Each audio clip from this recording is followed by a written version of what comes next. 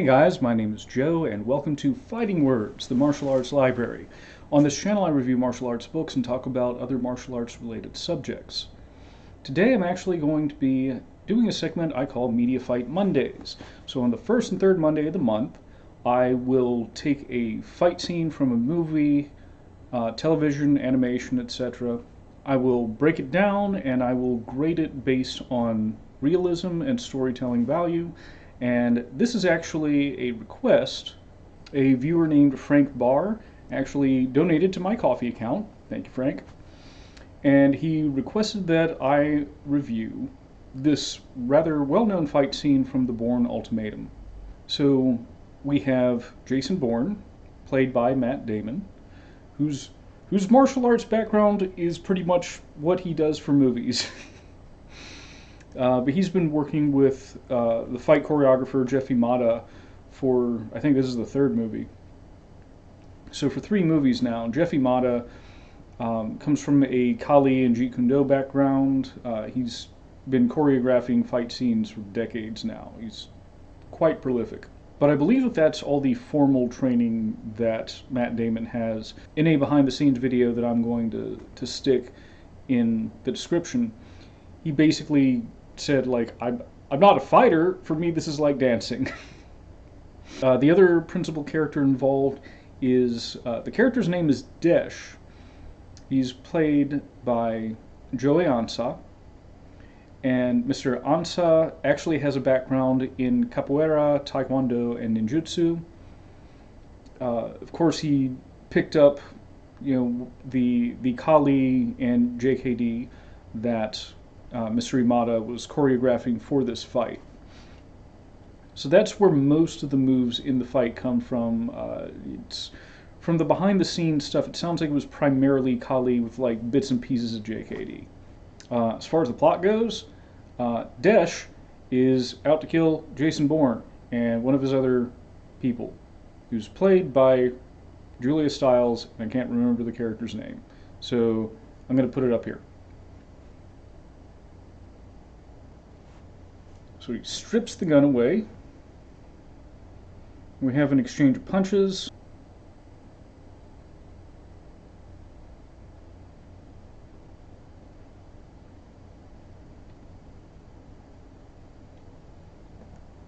And Mr. Bourne has been disarmed and tossed aside. One of the difficulties I'm going to have with this is that there are so many quick cuts. That's sort of the story of the action going on in these movies. Is a lot of quick cuts from different angles. I'm probably going to be skipping over some parts of the fights because it's difficult to see what's going on in the moment. So Desh is throwing some punches at Bourne, and Julia Stiles gets in, and that's called fish hooking. So fish hooking is when you reach inside the guy's lips like a fish hook. I have heard that it has the potential to actually split the face open. I'm not sure I've seen any evidence of it. I'm not saying it can't happen. Just saying I don't know. Like, I have actually used this to control people sometimes and to like peel them off of other people. Not like I've never been a bouncer or anything like that, but sometimes when you're around a bunch of angry young men, as you find yourself in the military, sometimes you got to break up fights. I've used this to pull people off of other people before. It's a pretty potent control.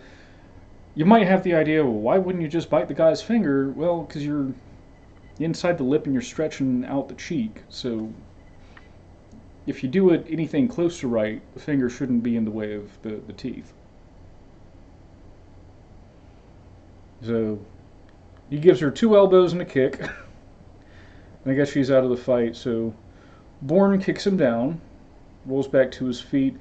That's actually something I would like to see more in fight scenes, especially if we're talking about like trained fighters, is when people are thrown or knocked down, to roll through.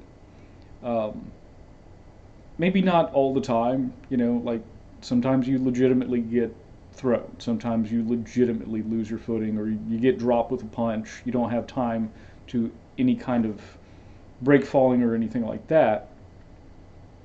But it's such a natural maneuver. If you're being knocked away from someone, if you lose your balance, just roll back to your feet. Again, it's a bit of a pet peeve. I just think we get too many people falling flat and then, sort of not really struggling to get to their feet, but maybe not using the most efficient and effective way to get back to their feet. So I like this in this fight. So a hook misses, another hook misses. We got parries and some trapping. We had a bad transition there, but being pushed into the glass, woo, there's a whole lot going on. So yeah, we saw some hooks, we saw a bit of trapping. Especially now that it's slowed down, I don't know how Desh got a hold of Jason Bourne's wrist to throw him into the glass. I think it's good that he's using the environment. I'm surprised we don't see cuts on Bourne's hands or maybe his head where he made contact. Also using the environment, Desh pushed him into the door frame. Bourne used it to steady himself to throw a kick at Desh's leg. That's a pretty realistic response. If you go to the inside of the thigh, just above the knee or a little bit higher, it's more of an off-balance thing. If you get some sort of thrust kick, the knee will buckle out in that direction. So we get a back fist, a punch that misses, a back fist that hits, and that's an elbow destruction from Kali. I recognize that. And Bourne goes after the arm again, goes for the over-the-shoulder arm lock. Between the elbow and that, honestly, I'm a little surprised that the elbow is not showing signs of damage, that, he's still able to have this motion. It's hard to say that it's unrealistic to, spin out of a wrist lock like we just saw. It's not a bad idea to go for a wrist lock. If you're trying to put the guy on the floor, you need to, direct the person toward the floor. With my limited experience in Aikido, I just took a couple of classes when I was stationed in Japan, but some of my study of it, a lot of the throws are meant to be done like sword strikes. So if I've got the wrist in that position, if I were to finish Kotegaeshi, it would be directed toward the ground instead of just holding him. Because are you meant to believe that the strength of his tendons here is keeping his wrist from being turned that way? I don't think so. But again, it's hard to say that doing that aerial spin out of a wrist lock is unrealistic when they actually did it. I am very skeptical most people could do that in the heat of battle. That's where I'm going to say. So we get another sweep, some soccer kicks. He grabs the leg, which is a very natural response, slams him into the table, and takes, looks like a candlestick. I think they call it an ashtray. Now we're fighting. See, that was a good kick to the knee. I'm wondering if the knee should have been damaged from that. Good use of the environment. A book to the foot, a book to the face, a book to the throat, which isn't a bad idea. Desh is throwing knees. Bourne's usually just pressuring him into that. You can see by the way his body is reacting that he's meant to take knees. I don't know why you would punch the book into the guy. I get when he's holding it against his throat and he hits. Okay, I get that. I don't know why you would go for that. It's not protecting your fist because you're still hitting a hard object. It's putting a barrier between your fist and the thing that you're hitting. And I think that, just basic physics, some energy is going to be lost between the impact and the impact that the other guy's feeling. So Desh grabs him, wraps him up, slams him into the wall. Bourne's still using the book. Now, throws him into the bathroom. Again, I do like, they're using the confined space well. Okay, Bourne is shown to pick up the towel before Desh picks up the razor. That's interesting to me. A towel by itself isn't necessarily a great weapon. Razor's a pretty good weapon. I actually recently reviewed a book on how to use a straight razor for fighting. It's really good at cutting. Um, Not good at a whole lot else. So again, Bourne has the towel wrapped around his arm, which is a good idea if someone's trying to cut your arm. You know, having any extra protection can mitigate cuts. But storytelling wise, I don't know why he grabbed the towel before the other guy grabbed the razor. Maybe it was meant to be simultaneous and we just, you know, the way they had to film it was sort of implied that, you know, the razor came second.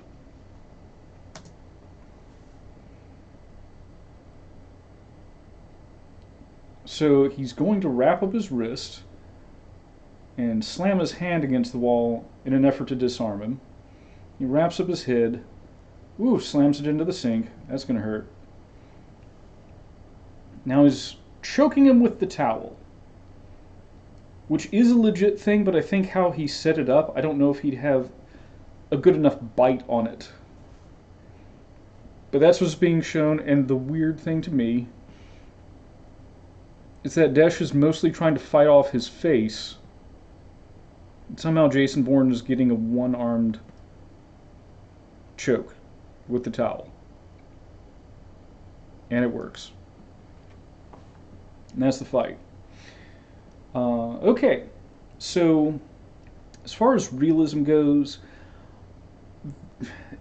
there was a lot in there that was realistic, but there was also a lot that was hard for me to see what was going on. I think the use of the environment is very realistic. You know, slamming people into walls and into objects, picking up improvised weapons. You know, I love that. I would say that the only overt unrealistic part is, you know, the spin to get out of the wrist lock. I think some of the effects of some of the maneuvers might not have been as pronounced as they should have been. Again, like Bourne had Desh's arm like elbow, arm break over the shoulder, and it showed no real ill effects. The one-handed choke with the towel, because Desh was fighting off Bourne, and Bourne was trying to fight his hands with one hand. I don't know about that, and I also don't think for a high-level assassin to not fight off the thing that's choking him. This is the danger, not the guy's face. You know, start pulling at that, start fighting off his hands. You know, cause him to lose his grip. That would have been more realistic. You know, maybe after he got his face bashed into the sink, maybe it concussed him and he wasn't thinking clearly. But I just think it's human instinct to sort of like, oh no, something's choking me, and to reach for that. Uh, the sequences where he's like wrapping up his hand in midair, I don't know how likely it is to do that. You know, it seems very low percentage to me. You know, these guys are supposed to be some of the best trained dudes in the world. Okay, you know, I guess we can suspend our disbelief for that a little bit. How much of your training time do you spend, like, you know, catching somebody's wrist in a towel or scarf or something like that? Probably not a lot. So I don't know, man. I think you would have to have like hours of classes where it's specifically like I have a rope or some, you know, a soft weapon, as we might call it, versus somebody with a weapon and I'm trying to snag their arm and wrap it up, you know, as they're stabbing and slashing at me. Once you get it wrapped up, you know, you can do whatever you want with it. I just think the act of getting it wrapped up might be less than realistic here. Although I do have to say it reminds me of what I've seen from Silat, where they use the sarong for some of their stuff.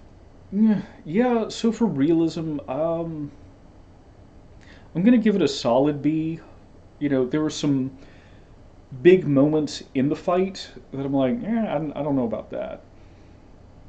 But there's also a lot of the general flow of the fight that I think is pretty realistic. As far as storytelling goes, I wasn't expecting it to be this good.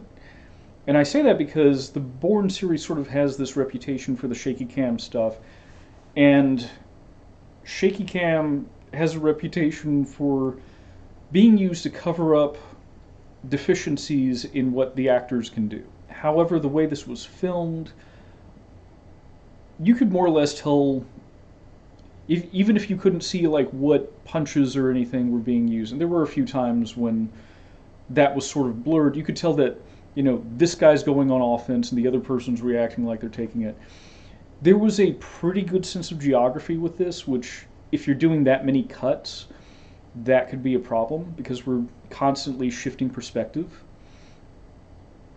But the rooms all sort of had their own personality. We got this big bookshelf, that I'm going to push this guy into, and then we're going to fight in the bookshelf. And okay, there's a door frame over here. We're going to push him to the door frame. We're going to fight outside of the door frame. Or the wide shot where we got to see him, get thrown into the bathroom.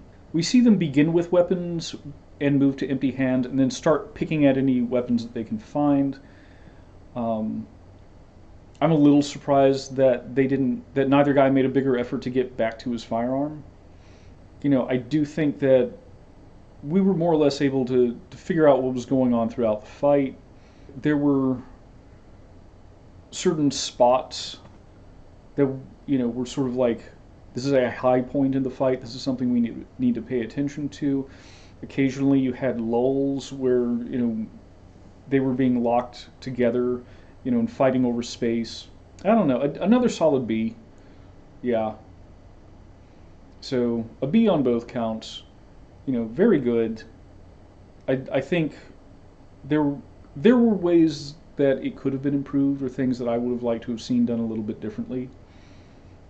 But overall, I'm actually very pleasantly surprised, you might say, by how this fight went down. So that's all I have for this week. If you guys would like to support me, as Mr. Barr did, please consider donating to my Ko-fi account. You can request fight scenes if we're doing a Media Fight Monday. You can request book reviews or different topics you'd like me to talk about. And that's all I got. Thanks for following along, and I'll see you later.